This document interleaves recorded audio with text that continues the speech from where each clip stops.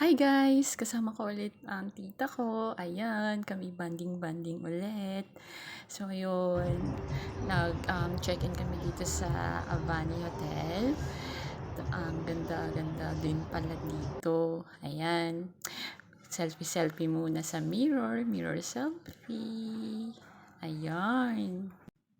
Guys, maganda rin naman dito. Ayan, o, diba? Ito yung kanilang shower room. Ayan. Ayan. Okay. Tapos, ayan, rain shower. O, diba? Ang ganda. Swimming time na.